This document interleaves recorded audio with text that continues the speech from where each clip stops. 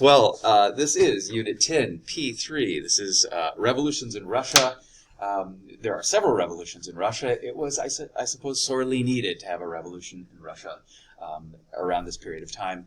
Russia is a country that's always been a little bit backwards, always a little bit behind. 10 years, 20 years, 30 years, 40 years behind what the rest of Europe was doing or what the rest of the industrialized world was doing. Who knows why that's the case, but it's been going on for a really long period of time. You might remember, in fact, Peter the Great, going way back, probably last semester, Peter the Great was trying to westernize or modernize Russia back in the 1600s and 1700s. That guy right there is the latest czar, so to speak, or the latest leader of Russia. That guy is a completely new kind of leader, a Marxist leader, supposedly, of the Soviet Union instead of Russia, so we even get a name change. Let's go back, though, to Russia before the revolutions that happened in the early 1900s. Alexander III and Nicholas II were a couple of different czars, emperors, guys who are completely in control of Russia. Russia is an enormous country. It's got the largest population in Europe. It's 12 time zones long. How about that?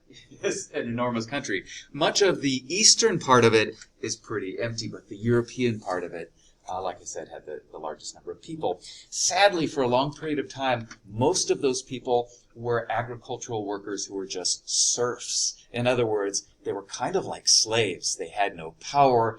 They could actually be bought and sold or traded and stuff like that as well.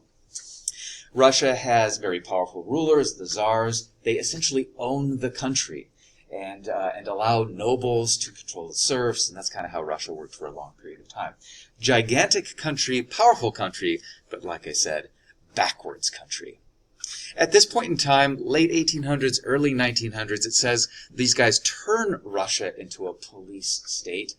I suppose it's a police state in the sense of police being a little bit more modern than just having nobles control everybody. They do have a secret police that tries to arrest and get rid of people who are against the czars. And there are a small number of people who are against the czars because the situation in Russia is really terrible in the late 1800s, early 1900s. It's not until then, it's not until 100 years or so after Britain industrializes that Russia starts to do it too. It's the last really big European country to industrialize. It says Russia industrializes rapidly in the late 19th century. So think about railroads, think about factories, think about mines, steel production, all the kinds of things, urbanization, all the kinds of things that go along with industrialization. Still never really catches up to everybody else. Per capita, it really doesn't produce very much in terms of industrial goods. But the situation for people in Russia because of industry is as bad as anywhere. So child labor, no unions, low wages, extremely long working hours. People who are in the industry, part of the economy, are just miserable. And there's really nothing they can do about it. There's really no reform movement for them. Like in other places, they start passing child labor laws and allowing unions and allowing strikes and stuff. Not in Russia. It's so conservative. It's so completely controlled. The police state just puts people down instead of giving them a better life.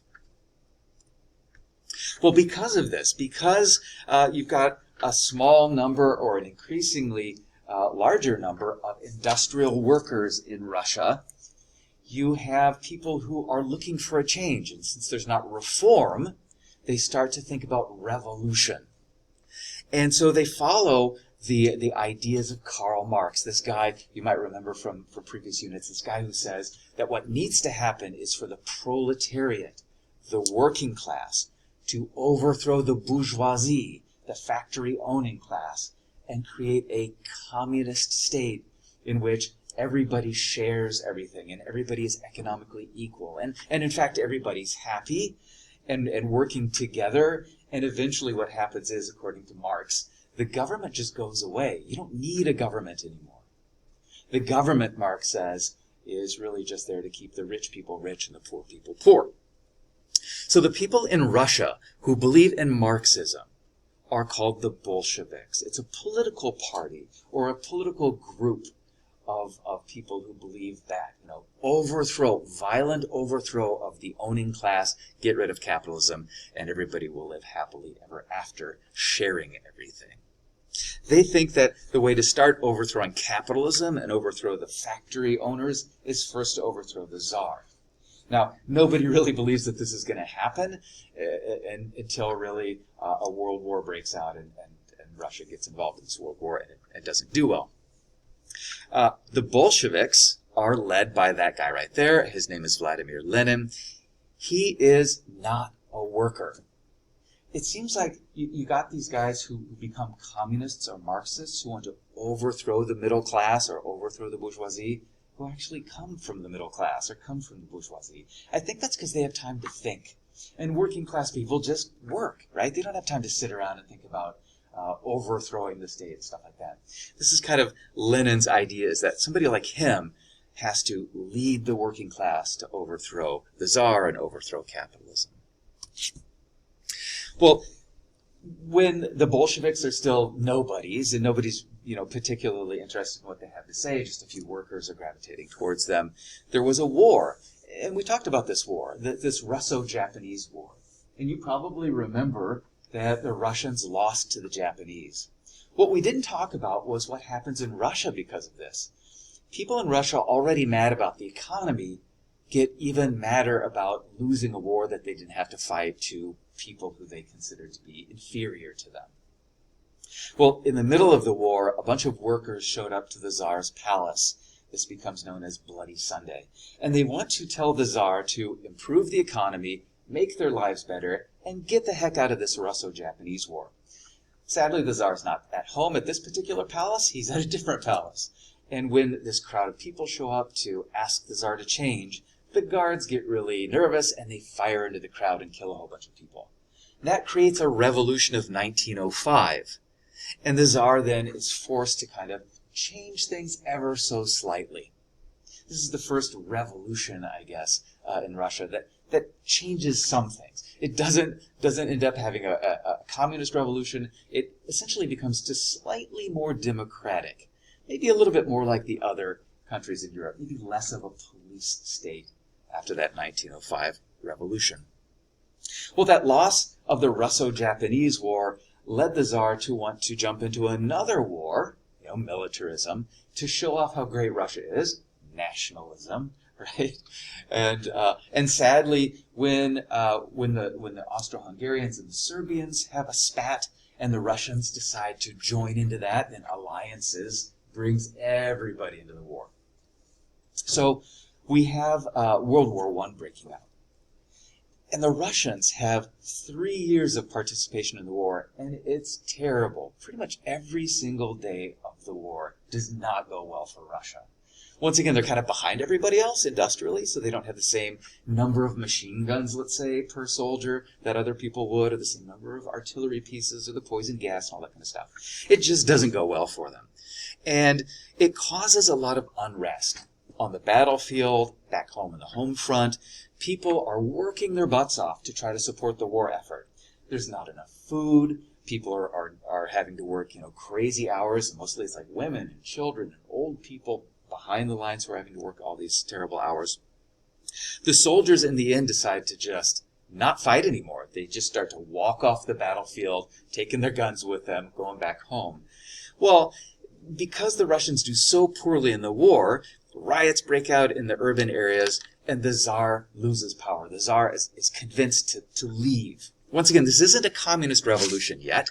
This is like another revolution because the war is going so badly, and they got to change leadership. So this happens in February of 1917. The Tsar steps down, and they have a more modern political system now. They have a republic, where people are voting for a short period of time. This is called the provisional government. It's just for, until they can figure out who's going to be the new leader and that sort of stuff. Well, this provisional government doesn't change things. It's a small revolution. People want a big revolution. People want out of the war. People want their economic lives to be better. Both, get out of the war, stop working all these hours, but then change things so that people are getting higher wages and people are working fewer hours and that kind of stuff. So this provisional government doesn't get out of the war. It doesn't redistribute land to peasants to make them happier. And so people are still pretty dissatisfied. And they're still losing the war. So another revolution happens. This is the Bolshevik Revolution. It happens in October, November of 1917. Now Lenin thinks that people are ready for communism. And so he leads communists into overthrowing this provisional government. He's got an idea that we'll call Leninism. I already kind of explained what that is, and I'm not sure that this needs an entire slide, but you're getting it anyway. I guess the point here is, Karl Marx says that once the working class overthrows the bourgeoisie and everybody's equal, the government will go away. You don't need leadership anymore. Everyone is just naturally going to help each other out, work for each other, and live happily ever after. Lenin decides that the working class is never going to do that. So he guides or leads the working class of the proletariat to overthrow the czars, or excuse me, the provisional government, or capitalism, or the bourgeoisie, or whoever. But then he wants to, I guess, continue control. And this is where we're starting to move towards not Marxism, not even really communism, but something different. But we'll call it communist for now. It's kind of what we understand communism to be. So once the Bolsheviks topple the provisional government with violence, they are ruling over Russia. And they want to change things. They want to make the people happy. So they jump out of the war. They essentially surrender to the Germans. This leaves the British and the French and the Americans kind of, angry, but they're out of the war. And they give, this is kind of crazy, but they give the Germans about a third of Russia. They just say, okay, we'll make peace at any price. What do you want? And the Germans are like, a third of Russia and a quarter of your population. And Lenin says, okay, whatever it takes. But then he tells the people of Russia, don't worry about it. Worldwide communism is coming. This Bolshevik revolution in Russia is just the first of the rest of the world going communist. All the governments are going to be overthrown. This treaty is going to be nothing. Well, not too many people believe that. And a lot of people in Russia hate communism, hate Lenin, and they go to war with the Bolsheviks. There's a civil war that happens. A red revolution versus white counter-revolution civil war. The communists win this civil war against all kinds of people who hated communism. Lenin was able to restore order, and he starts to create something completely different.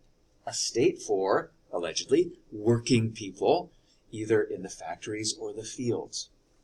So he's on the way to doing that. But once again, he's kind of a dictator. He's kind of a one-man show, right? He's kind of like the new czar. He just says that he's trying to lead Russia for the people. He dies. He starts to have these strokes. He gets more and more incapacitated to the point where he just dies. And then a new guy takes over. And this new guy is going to be the totalitarian dictator of this new state, the Soviet Union.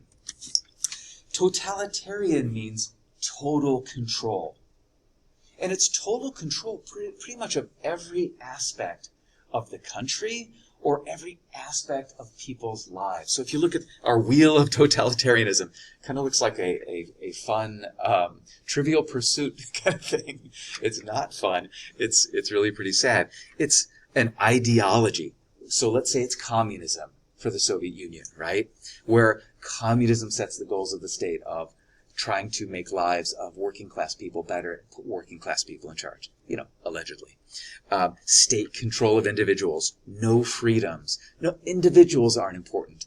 The state's important, the ideology is important. Having police force, a secret police force, and border controls and border guards and so on to kind of keep everybody in a state of fear and imprisoned in the Soviet Union in a way. Censorship, persecution, modern technologies to try to use propaganda to convince people that communism is the right way of doing things. Controlling everything, religion, business, housing, education, people's personal lives. Nothing is Nothing's private. Nothing is free. And here's the part that's not really Marxist, right?